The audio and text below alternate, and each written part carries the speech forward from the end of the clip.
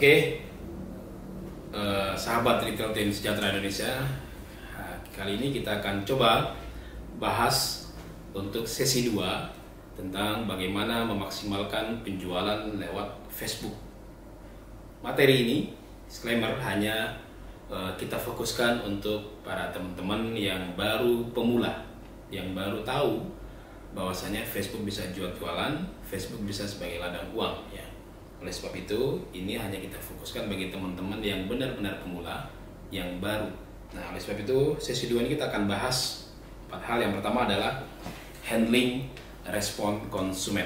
Nah, handling respon konsumen, ini yang ingin saya maksudkan adalah ketika kita sudah jualan, kemudian kita sudah posting iklan, ada yang merespon. Nah, ketika ada yang merespon postingan iklan kita, biasanya komen atau notifikasi, maka sebaiknya Anda merespon dengan cepat. Respon dengan cepat, misalkan ada yang bertanya tentang harga, bertanya tentang size, bertanya tentang spesifikasi, Anda harus respon di komen. Karena apa? Karena ketika Anda merespon di notifikasi, sehingga komen ini semakin banyak. Jadi kalau bisa kita targetkan orang komen itu banyak sekali di postingan iklan kita. Karena buat apa?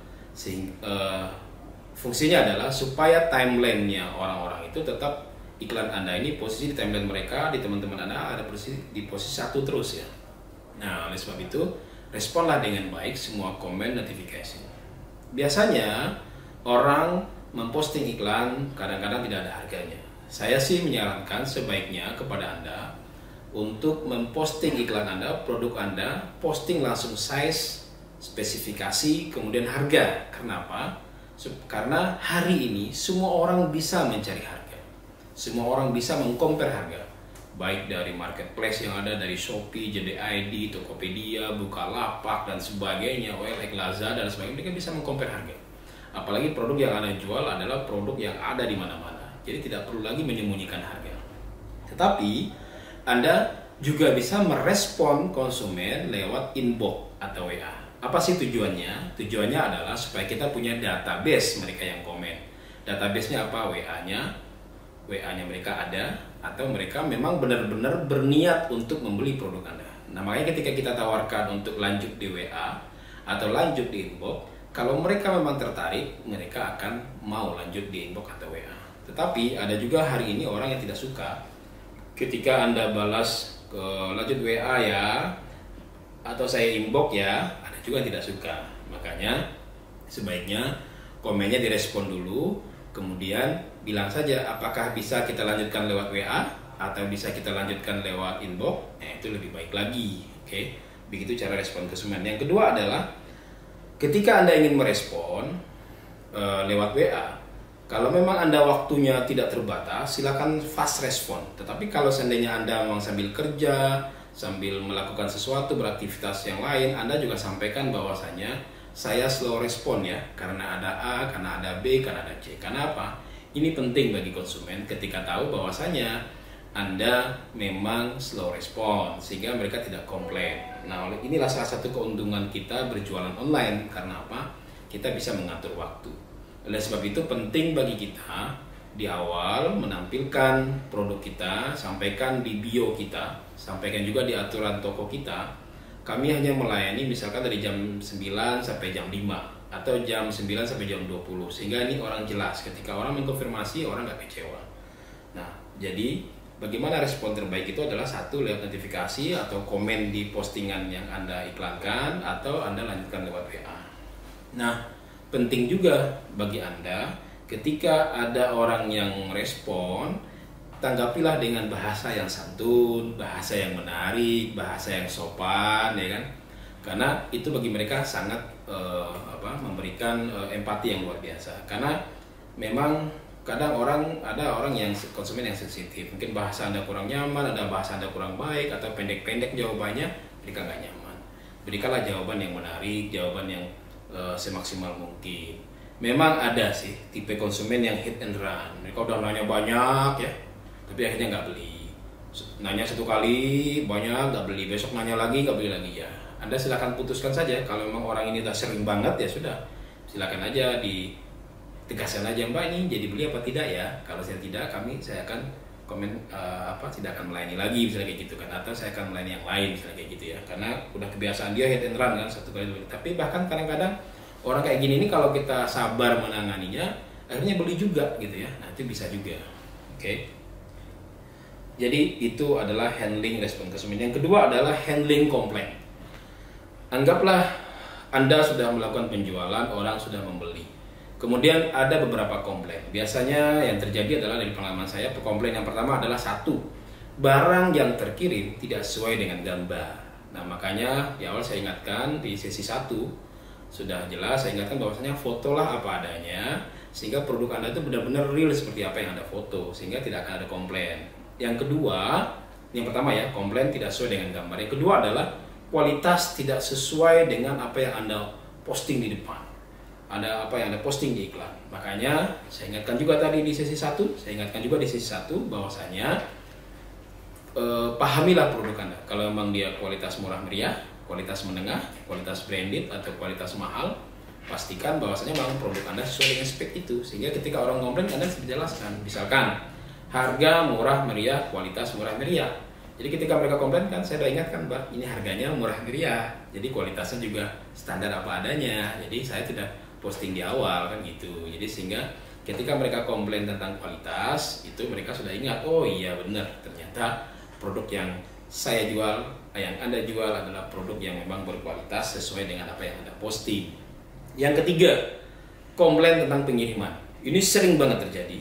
Makanya penting bagi Anda untuk mempelajari kargo pengiriman yang cocok. Nah selama ini saya sudah sejak tahun 2010 jualan, banyak kargo yang sudah saya kerjasama. Macam-macam mereknya, macam-macam. Tapi ada satu kargo yang memang saya sebut merekannya nggak apa-apa ya, karena ini kita bicara pengalaman. Kalau saya lebih nyaman dengan JNE ya, karena sampai hari ini ketika ada masalah di pengiriman, saya bisa kontak call centernya dan direspon dengan cepat dan baik. Kemudian juga berkaitan dengan waktu dan sebagainya. Sampai hari ini saya sebagai penjual online, istri saya sebagai penjual online, sampai hari ini hanya satu kargo aja JNE. Yang lain saya belum pakai ya. Dan karena beberapa kali saya menggunakan, beberapa kali saya kecewa terhadap responnya, call centernya dan sebagainya.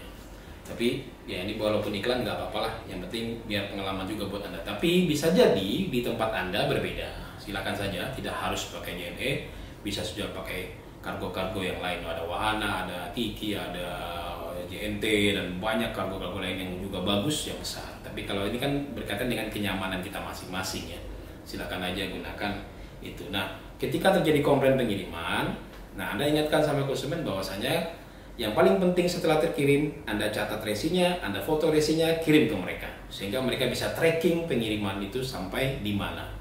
Nah jadi kita sebagai penjual sudah memberikan barangnya ke kargo dan tanggung jawab kita sudah selesai di situ. Nah tanggung jawab sampai ke lokasi adalah kargo, itu jasa kargo kan. Nah itu Anda perlu menjelaskan itu sama konsumen, karena ada memang beberapa konsumen yang baru-baru jualan belajar beli online ya, mereka sangat khawatir ya, barang mereka nggak sampai-sampai, barang mereka kok lama sekali sampainya, nanti kita dianggap penipu dan sebagainya kan. Itu penting. Apalagi mereka nggak tahu cara tracking barang di kargo, di online itu, wah lebih parah lagi. Nah makanya Anda sampaikan bahwasanya tugas kita sudah selesai sampai di resi, tapi kita bisa membantu men-trackingkan, membantu mengecek dan sampai mana barang mereka. Itu penting banget. Nah yang berikutnya adalah yang paling penting lagi adalah validasi pembayaran. Yang ketiga ya, validasi pembayaran. Nah ketika sudah terjadi transaksi, ada orang yang tertarik, kemudian mereka membayar transfer. Jadi harus ingat ya, jualan online itu adalah cash, keras. Jadi orang membayar dulu, baru kita kirim barang. Jangan sampai Anda terjebak, oh saking senangnya karena baru pertama jualan, orang langsung beli, belanja, Anda senang banget, ya kan? Akhirnya mereka kirim bukti transfer. Wah, Anda langsung senang, Anda langsung packing, langsung siapkan, langsung kirim saja. Nah, ini banyak yang tertipu ini. Makanya validasi pembayaran itu penting banget. Ketika orang membeli dan memberikan bukti transfernya, Anda harus minta bukti transfer ya. Dan pastikan bukti transfer itu lewat akun rekening Anda. Makanya langsung cek rekening bank.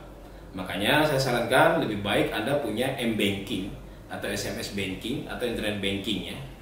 Sehingga ketika terjadi transaksi, mereka tunjukkan bukti, Anda harus langsung cek recheck di rekening account. Jangan sampai Anda langsung tertarik, langsung mungkin, wah banyak yang tertipu. Karena banyak sekarang bukti-bukti transfer tuh mirip semua, mirip dengan banknya. Ya, jadi hati-hati, pastikan ada uang dulu di rekening Anda, baru Anda follow up, baru Anda lanjutkan ke packing barang ya. Jadi saya ingatkan lagi, penting untuk ketika orang sudah melakukan transfer dan tunjukkan bukti, lakukan recheck di rekening akun bank Anda ya. Jangan sekali-kali baru dapat bukti transfer Anda langsung kirim barang, itu salah besar. Yang berikutnya, jangan juga sampai Anda memberikan semacam kelunakan, misalnya bayar DP dulu, barang dikirim baru dibayar. Ini jangan sampai. Jadi barang lunas sebelum terkirim. Nah, pastikan barang lunas sebelum terkirim. Jangan sampai Anda tertarik, wah apalagi atau juga bisa jadi dia udah jadi pelanggan ya, bisa jadi udah 5 kali beli, 6 kali beli, Anda kelihatan percaya, udah kayak keluarga misalnya kan. Pokoknya jangan sampai. Tetap aturan nomor 1 adalah pelunasan sebelum terkirim. Yang berikutnya adalah bagaimana menentukan ongkos kirim. Nah, kita harus tahu produk kita apa yang kita jual. Berapa beratnya satu produk. Jadi 1 kilo itu berapa pieces, Anda harus paham. Jadi jangan sampai Anda tidak paham dengan produk Anda sendiri, berapa beratnya. Misalnya Anda jualan baju ya, seperti di baju saya ini, biasanya baju kaos ini 1 kilonya 5. Nah, 5 pieces. Nah, ketika orang beli 5 berarti 1 kilo. Nah, itu ukurannya 1 kilo. Nah, ketika kita ke kargo, ada aturan satu berdasarkan berat, yang kedua adalah kubikasi. Ya, bisa saja Anda menjual produk mainan anak misalnya ya. Itu mainan anak itu kan banyak rangkaiannya. Jadi packingnya besar ya. Nah, padahal beratnya cuma misalnya 600 gram. Tapi ketika Anda packing dalam kardus, dia gede. Nah, nanti dia kenanya kubikasi. Apa rumusnya? Rumus kubikasi biasanya begini. Panjang kali lebar kali tinggi dibagi 6.000. Ya, oke, saya ulangi lagi. Panjang kali lebar kali tinggi. Panjang kali lebar kali tinggi. Misalnya 40 panjangnya, lebarnya 20, berarti 800 dikali 15, 12.000. Nah, dibagi 6.000. 12.000 dibagi 6.000 jadi 2. Berarti berat barang yang Anda kirim tadi itu dikenakan cas ongkos kirim 2 kilo. Jadi bukan 600 gram atau 1 kilo ya. Nah, jadi Anda harus paham tentang ini. Karena ketika orang bertanya berapa harga ongkos kirimnya, karena Anda tahu oh ini cuma 600 gram, Anda bilang 1 kilo kenanya 60.000. Anda bisa bayangkan. Kalau Anda melakukan pengiriman ke Papua, ke NTT, ke Aceh, itu ongkos kirimnya bisa 80.000, 60 sampai 80.000 ya. Padahal keuntungannya hanya 40.000, ketika Anda kenakan cas 80.000, ternyata ongkos kirimnya 160.000. Anda rugi 40.000 hanya keuntungan, dikurangi lagi 80.000 hanya malah minus 40.000. Nah, ada eman-eman ya. Makanya ini harus digarisbawahi. Anda harus paham tentang produk Anda. Beratnya berapa satu pieces, 1 kilo berapa pieces, kemudian ketika di packing berapa kilo jatuhnya. Oke, jadi ada 2, berdasarkan berat barang, yang kedua kubikasi. Kubikasi panjang kali lebar kali tinggi dibagi 6.000. Nah, oleh sebab itu hari ini Anda bisa mengakses lewat online semua. Semua kargo-kargo yang ada di Indonesia ini rata-rata semua sudah bisa mengakses lewat online. Makanya penting bagi Anda punya HP, kemudian lihat di HP. Misalnya tadi JNE, Tiki, Wahana, JNT, si cepat macam-macam ada semua di internet. Jadi tinggal masukkan 1 kilo berapa budgetnya udah keluar semua. Nah, tapi harus ingat kalau ketika mengirim barang yang packingnya besar berarti kena kubikasi. Oke? Nah, jadi 4 hal ini yang saya sampaikan ini sangat penting bagi Anda untuk sebagai pemula dalam memanfaatkan, memaksimalisasi penjualan lewat Facebook. Oke.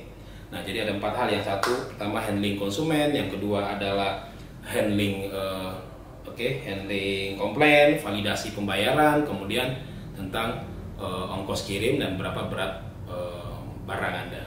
Oke, guys, sahabat Retail Team Sejahtera Indonesia, ini adalah sesi 2 yang saya sampaikan. Semoga berguna bagi Anda. Ingin belajar mencoba jualan lewat Facebook, jangan lupa lihat dulu sesi yang pertama, itu dasarnya. Ini yang kedua, nanti kita akan lanjut lagi sesi berikutnya. Tunggu saja jadwalnya dan jam tayangnya. Jangan lupa like, subscribe, share. Subscribe penting banget, Anda sedekah subscribe sama kita, dan mudah-mudahan ini berguna. Kalau bermanfaat bagi Anda, share juga ke teman-teman Anda, suruh mereka subscribe dan share juga ke teman-teman mereka yang lainnya. Oke, dan jangan lupa ketik ting loncengnya. Nah, itu penting banget bagi kami sehingga kami bisa memberikan share ilmu pengetahuan tentang penjualan Facebook ini, share pengalaman saya langsung karena saya sudah alhamdulillah sudah jualan lewat Facebook sejak tahun 2010 dan sudah mendapatkan banyak dari Facebook. Luar biasa Facebook ini karena ini adalah media gratis buat kita jualan tanpa bayar ya. Manfaatkan, sekali lagi saya bilang ini media gratis, lapak gratis, tapi bisa sebagai ladang uang kita. Oke, terima kasih guys.